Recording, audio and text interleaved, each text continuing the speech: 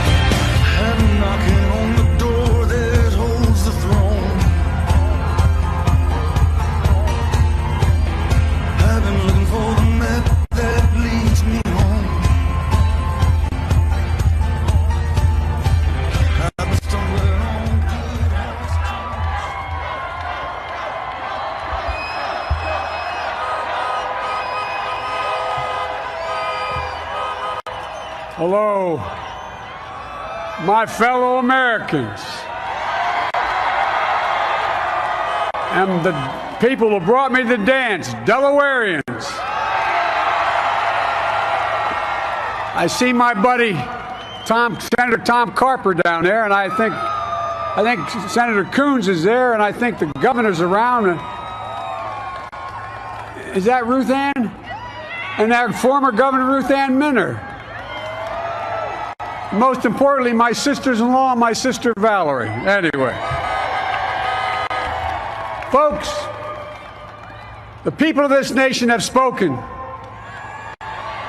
They've delivered us a clear victory, a convincing victory, a victory for we the people. We've won with the most votes ever cast on a presidential ticket in the history of the nation. 74 million.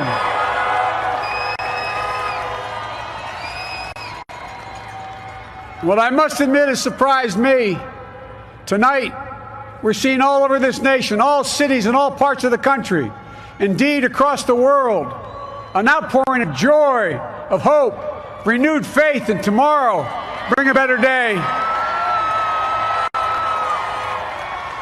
And I'm humbled by the trust and confidence you placed in me. I pledge to be a president who seeks not to divide, but unify, who doesn't see red states and blue states, only sees the United States, and work with all my heart, with the confidence of the whole people, to win the confidence of all of you. And for that is what America, I believe, is about.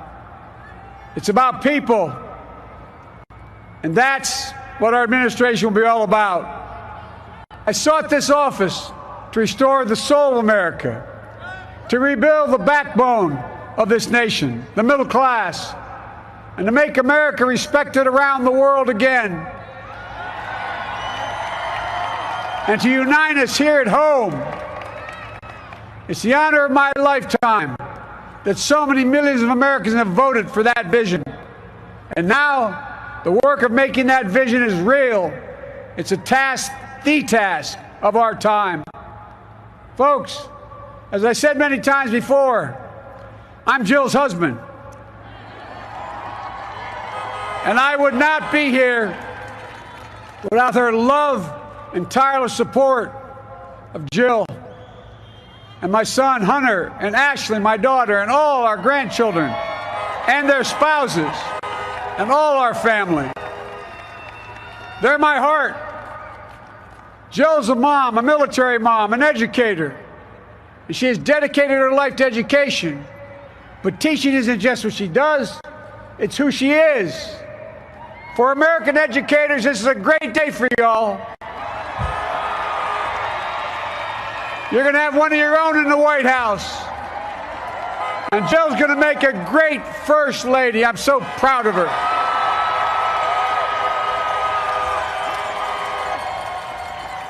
And I'll have the honor of serving with the fantastic Vice President who you just heard from, Kamala Harris, who makes history as the first woman, first black woman, the first woman from South Asian descent the first daughter of an immigrant ever elected in this country. Don't tell me it's not possible in the United States. It's long overdue. And we're reminded tonight of those who fought so hard for so many years to make this happen. But once again, America's bent the arc of the moral universe more toward justice. Kamala, Doug, like it or not, your family. You become an honorary Biden, there's no way out. To all those of you who volunteered and worked the polls in the middle of this pandemic, local elected officials, you deserve a special thanks from the entire nation. And to my campaign team and all the volunteers and all who gave so much of themselves to make this moment possible, I owe you. I owe you. I owe you everything. And to all those who supported us, I'm proud of the campaign we built and ran. I'm proud of the coalition we put together, the broadest and most diverse coalition in history. Democrats, Republicans, Independents, progressives, moderates, conservatives, young, old, urban, suburban, rural, gay, straight, transgender, white, Latino, Asian, Native American. I mean it, especially for those moments, and especially for those moments when this campaign was at its lowest ebb. The African American community stood up again for me. You've always had my back, and I'll have yours. I said at the outset, I wanted to represent this campaign, to represent and look like America. We've done that. Now that's what I want the administration to look like and act like. For all those of you who voted for President Trump, I understand the disappointment tonight. I've lost a couple times myself. But now, let's give each other a chance. It's time to put away the harsh rhetoric, lower the temperature, see each other again, listen to each other again.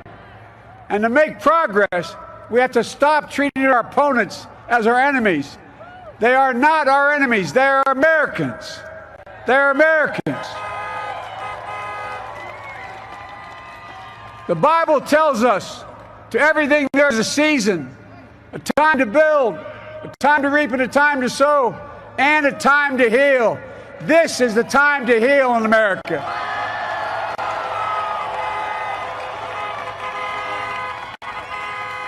Now this campaign is over. What is the will of the people? What is our mandate? I believe it's this. Americans have called upon us to marshal the forces of decency, the forces of fairness, to marshal the forces of science and the forces of hope in the great battles of our time. The battle to control the virus, the battle to build prosperity, the battle to secure your family's health care, the battle to achieve racial justice and root out systemic racism in this country, and the battle to save our planet by getting climate under control, the battle to restore decency, defend democracy, and give everybody in this country a fair shot. That's all they're asking for, a fair shot. Folks, our work begins with getting COVID under control. We cannot repair the economy, restore our vitality, or relish life's most precious moments, hugging our grandchildren, our children, our birthdays, weddings, graduations, all the moments that matter most to us until we get it under control. On Monday, I will name a group of leading scientists and experts as transition advisors to help take the Biden-Harris COVID plan and convert it into an action blueprint that will start on January the 20th, 2021. That plan will be built on bedrock science. It will be constructed out of compassion, empathy, and concern. I will spare no effort, none, or any commitment to turn around this pandemic. Folks, I'm a proud Democrat, but I will govern as an American president. I'll work as hard for those who didn't vote for me as those who did.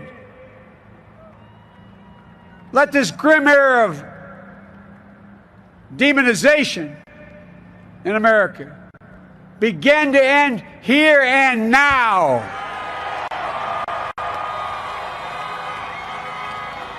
The refusal of Democrats and Republicans to cooperate with one another, it's not some mysterious force beyond our control. It's a decision, a choice we make.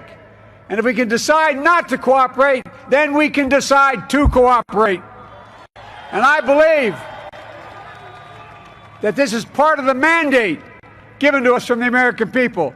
They want us to cooperate in their interest. And that's the choice I'll make. And I'll call on Congress, Democrats and Republicans alike, to make that choice with me. The American story is about slow yet steadily widening the opportunities in America. And make no mistake, too many dreams have been deferred for too long. We must make the promises of the country real for everybody, no matter their race, their ethnicity, their faith, their identity, or their disability. Folks, America has always been shaped by inflection points, by moments in time where we've made hard decisions about who we are and what we want to be. Lincoln in 1860, coming to save the Union. FDR in 1932, promising a beleaguered country a new deal. JFK in 1960, pledging a new frontier. And 12 years ago, when Barack Obama made history, he told us, yes, we can. Well, folks, we stand at an inflection point. We have an opportunity to defeat despair, to build a nation of prosperity and purpose. We can do it. I know we can. I've long talked about the battle for the soul of America. We must restore the soul of America.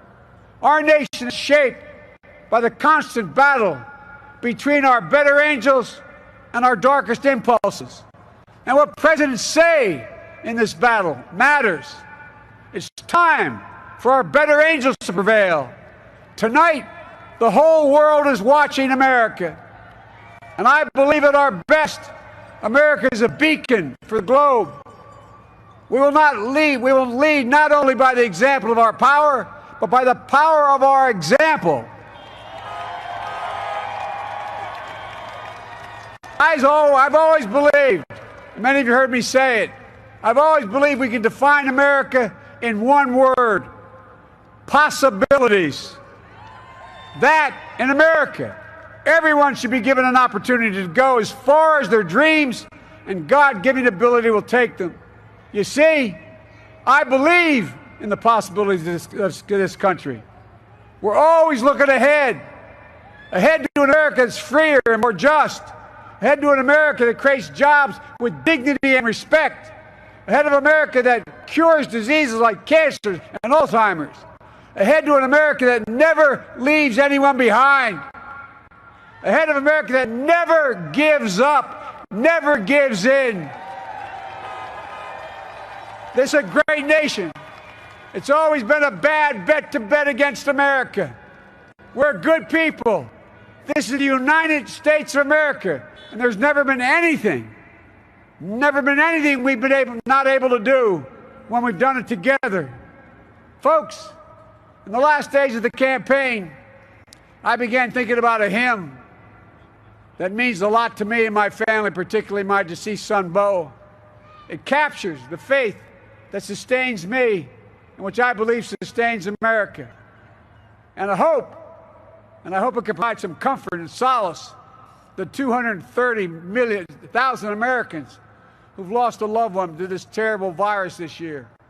My heart goes out to each and every one of you. Hopefully this hymn gives you solace as well. And it goes like this: and he will raise you up on eagle's wings, bear you on the breath of dawn, and make you to shine like the sun, and hold you in the palm of his hand.